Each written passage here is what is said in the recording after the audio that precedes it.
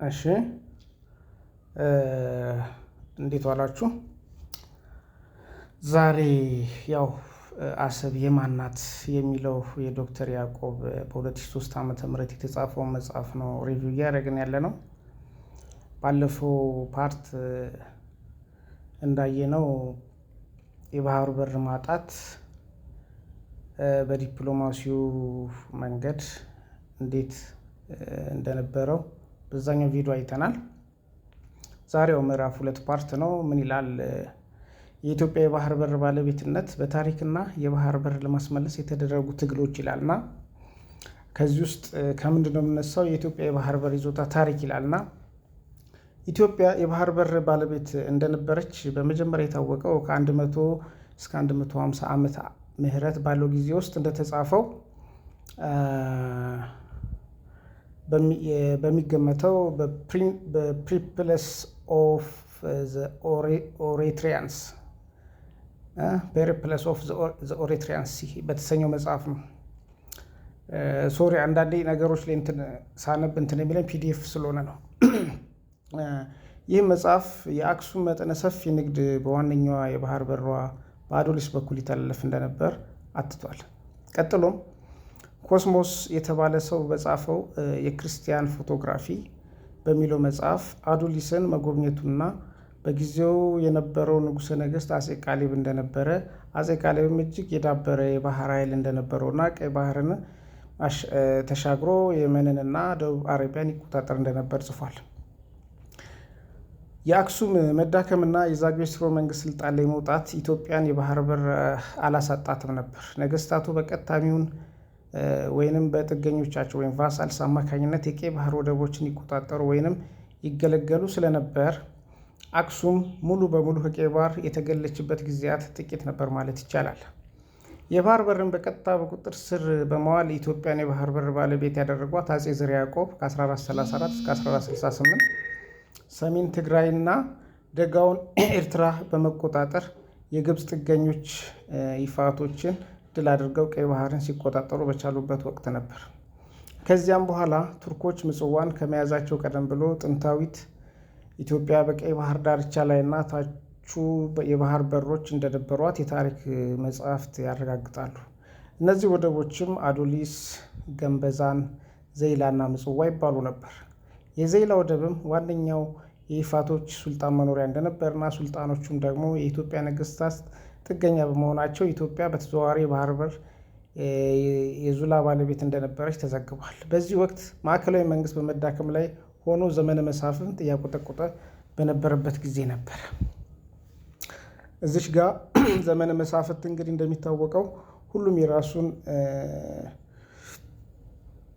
አካባቢ ላይ የሚሆኑ ልክ ዛሬ እንዳሉት ነው በየቦታው ተነስተው የዚህ ብሔር እንደሚሉት አይነት የነበረ ዘመን ነው እንግዲህ እና ከዛ በፊት የከበረና ስልጣኔ እንደነበር ነው። ግን ዘመነ መሳፍንት እያቆጠቆጠ በነበረበት ጊዜ ነበር ይላል እዚህ ጋር እና ለመጀመሪያ ጊዜ ቱርኮች በ1557 ዓ.ም ምጽዋን ከጥቂት ጊዜ በኋላም የባህረ ነጋሽ ግዛት ዋና ከተማ ደባሯን መያዝ ችለው ነበር። ሆኖም በቱርኮች አማካኝነት ግብጾች ምጽዋና አርኪኮን በመቆጣጠራቸው ቱርኮች ምጽዋን ግዛታችን ነው በማለት ይዞታቸውን አጸኑ። ቱርክ ምጽዋ የያዘችው 3 ሀያላን መንግስታት እንግሊዝ፣ ፈረንሳይና ጣሊያን አፍሪካን ለመቀራመት ትግል በሚያደርጉበት ጊዜ ፈረንሳይ ከምዕራብ አፍሪካ እስከ ምስራቅ ቀይ ባህር ኩታ ገጠም የሆነ ቅኝ ግዛት ለመያዝ ስትጥር፣ እንግሊዝ ደግሞ በበኩሏ በሰሜን አፍሪካ ከግብፅ ወይንም ከሱዳን እስከ ደቡብ አፍሪካ ኩታ ገጠም ግዛት ለማድረግ በምትንቀሳቀስበት ጊዜ ነበር። እንግሊዝ ከፈረንሳይ ጋር በነበራት ፉክክር ኢጣሊያን የራሷን መሳሪያና ደጋፊ ለማድረግ አቅዳ ከአሰብ እስከ ምጽዋ ያለውን የባህር በር ጠረፍ ጣሊያን እንድትይዝ ሁለቱ ሀገሮች ተስማሙ። እነዚህ ቅኝ ገዢዎች ተስማሙ ማለት ነው። እንግሊዝና ጣሊያን። እንግሊዝ ጣሊያንን ደጋፊ ለማድረግ ማለት ነው። በዚህ ጊዜ ጣሊያን ሀያሏ ታላቋ ብሪታንያ ከጎኗ ከማሰለፍም በላይ ከብሪታንያ ድጋፍና እርዳታ ስላልተለያት ያለምንም መከላከያ ትገኝ ወደ ነበረች ምጽዋ በኮሎኔል ሳሌታ የሚመራው 802 የጣሊያን ጦር አዝምታ ፌብሩዋሪ 1885 ዓ.ም ያለምንም ደም መፍሰስ ምጽዋን በቁጥጥር ስር አደረገች። ሮባቲኖ ኩባንያ አሰብን በገንዘብ ከገዛው ከ10 ዓመታት በኋላ ነበር ጣሊያኖች ምጽዋን በቁጥጥራቸው ስር ያደረጉት። ምጽዋና በአካባቢ ይዞታቸውን ካጠናከሩ በኋላ ጣሊያኖች ግዛታቸው በአዋጅ የአሰብ የጣሊያን ቅኝ ግዛት የሚል ስያሜ ቀርቶ በቀይ ባህር የጣሊያን የቅኝ ግዛቶች የሚል አዲስ ስያሜ ከሰጧቸው በኋላ ሁለቱንም የአሰብና የምጽዋ ግዛቶቻቸው በማጠቃለል በ1890 ዓ.ም ኤርትራ የሚል ስም ሰጥተው ቅኝ ግዛት መሰረቱ። ኤርትራ የሚባለው ራሱ በስሙ ራሱ የመጣው በቅኝ ገዢዎች እንደሆነ እዚህ ጋር እንረዳለን። ምጽዋ ለ300 ዓመታት በቱርኮች እጅ በነበረችበትም ጊዜም ይሁን ከቱርኮችም በኋላ ግብጾች ተረክበዋት በሚያስተዳድሩበት ጊዜያት ሁሉ የኢትዮጵያ ነገስታት በምጽዋ ወደብ ላይ አለከልካይ በወደቡ ይጠቀሙ ነበር። በዘመነ መሳፍንት ጊዜ ማዕከላዊ መንግስት ከመዳከሙ ቀደም ብሎ በአጼ ፋሲል ሞትና ማለት በ1667 በአጼ በካፋ መንግስት መካከል ለ65 ዓመታት የኢትዮጵያ የባህር ጠረፍ ይዞታ እየተዳከመ ቢሄድም በአጼ በካፋ ወይንም ከ1721 እስከ 1730 በአጼ ኢያሱ ከ1730 እስከ 55 በአጼ ዮሐንስ ከ1755 እስከ 69 ዘመነ መንግስታት ኢትዮጵያ በቀይ ባህር ጠረፍ የተጠናከረ ይዞታ እንደነበራት ታሪክ ይገልጻል። የኢትዮጵያና የባህር በር ጥያቄ ኤርትራ ምን ያህል የኢትዮጵያ አካል ነበረች ከሚለው ጋር የተያያዘ ነው። የኢትዮጵያና ኤርትራ የታሪክ ትስስር ውርዱ፣ ስፌቱና ጥልቀቱ ብዙ ሰዎችን ያከራከረ ጉዳይ ሲሆን የተከራካሪዎቹም አቋም በአብዛኛው በፖለቲካ አቋማቸው ላይ የሚያጠነጥን ነው ለማለት ይቻላል። አንዱ ጽንፈኛ ወገን ዛሬ በምናውቃት መልኩ ኤርትራ ምንም ሳይቀነስላት እንዲያውም ከዚህም በላይ ተጨምሮ የኢትዮጵያ አካል ነበረች ሲሉ ይከራከራሉ። ሌላው ጽንፈኛ ወገን ደግሞ ኤርትራ በዛሬው ቅርጿ ዝንታለም በነፃነት ከኖረችው ከኢትዮጵያ ጋር ከጉርብትና ውጭ ሌላ ምንም አይነት ግንኙነት ያልነበራት ራሷን ችላ የቆመች ሀገር ነበረች በማለት ይከራከራሉ። ሀቁ ግን ከነዚህ አቋሞች ከሁለቱ ሳይሆን ኤርትራዊው ምሁር ፕሮፌሰር ተስፋጽዮን መድኃኔ የሁለቱ ጽንፈኞች አቋም በማጣጣል ኤርትራ ቢያንስ ከ4ኛው እስከ 8ኛው ምዕተ ዓመታት በራሷ የቆመች የተለየች ፖለቲካ አቋም እንዳልነበረች ሲገልጹ፣ በአንጻሩ ደግሞ ዛሬ የምናውቃት ኤርትራ በሙሉ የኢትዮጵያ አካል ነበረች የሚለውም እንደሚያስኬድ ያስረዳሉ። በመቀጠልም ፕሮፌሰሩ ከ4ኛው እስከ 8ኛው ምዕተ ዓመታት ደጋው ኤርትራ የአክሱም ነገስታትና ስልጣን ማዕከል እንደነበረች፣ የዛሬቱ ኢትዮጵያም ከአክሱም ተያይዞ የወረደች ለመሆኗ ይቀበላሉ። ፕሮፌሰር ሪቻርድ ፓንክረስት በታሪክ የምትታወቀው ኢትዮጵያ ከቀይ ባህርና ከኤደን ገልፍ ጋር ትዋሰን እንደነበር ሲያረጋግጡ፣ ይህም ኢትዮጵያ የባህር በር ባለቤት እንደነበረች አንድ ሌላ ማስረጃ ነው። አንድ የአፋር ተወላጅ የታሪክ ጸሐፊ ስለ አፋር ህዝብ ታሪክ ሲጽፍ በ16ኛው ምዕተ ዓመት አካባቢ ኢትዮጵያ በቀይ ባህር ዙሪያ የበላይነቱን ይዛ እንደነበርና ሰፊም ይዞታ እንደነበራት የአንድ የአረበኛ የተጻፈ ካርታ ያረጋግጣል ብለዋል።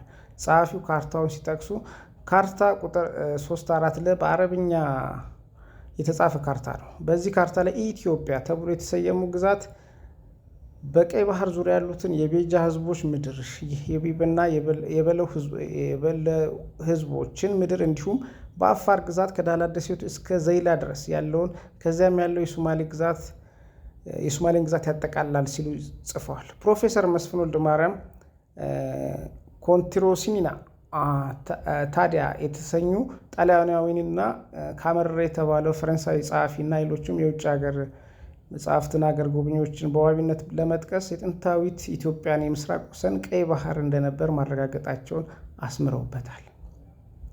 ፕሮፌሰር መስፍን ወደ ሀገር ምንጮች በመመለስ በምሳሌነት አጼ አምደ ጽዮን ከ1312 እስከ 1392፣ የአጼ ገላውዲዮስ ከ1532 እስከ 1551፣ የአጼ ሰርሰ ድንግል ከ1555 እስከ 1587 እና ሌሎችም ዜና መዋዕሎችን በማመላከት ኢትዮጵያ የምስራቅ ወሰን ቀይ ባህር እንደነበር ገልጸዋል።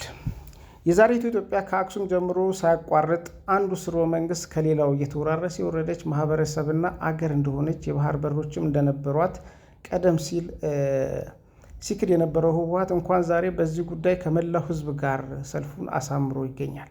አሁንም ህወሓት በድፍረት ወጥቶ ጥንት እንደነበረው የኢትዮጵያ የባህር በር መከበር አለበት ለማለት ግን ውሳኔው የገደበው ይመስላል። ያው ይሄ ያኔ ህወሓት እያለ የተጻፈ ስለሆነ ነው። እግዚአብሔር ይመስገን አሁን ህወሓት ያው ጫካ ገብቷል፣ ያው ወርዷል። ኢትዮጵያ የሰሜን ግዛቶቿና የባህር ጠረፎቿ በ1885 ዓ ም በቱርኮች፣ በግብጾች፣ በጣሊያኖችና በፈረንሳዮች ሴራ ከተያዙባት ጊዜ ጀምሮ የባህር በሮቿ ለማስመለስ በየጊዜው የተፈራረቁ ነገስታት የዓለምን ህብረተሰብ ከመማጠንና ሁለገብ ትግል ከማድረግ የቦዘኑበት ጊዜ የለም። ከኢህአዴግ መንግስት በስተቀር ከአጼ ቴዎድሮስ ጀምሮ አጼ ዮሐንስ፣ አጼ ምኒልክ፣ ነገስታት ዘውዲቱና አጼ ኃይለሥላሴ ሁሉም የባህር በር ማስመለስ ከውጭ ግንኙነታቸው ፖሊሲ ግዙፍና ቀዳሚ ቦታ አስይዘውት እንደነበር ማለት ይቻላል።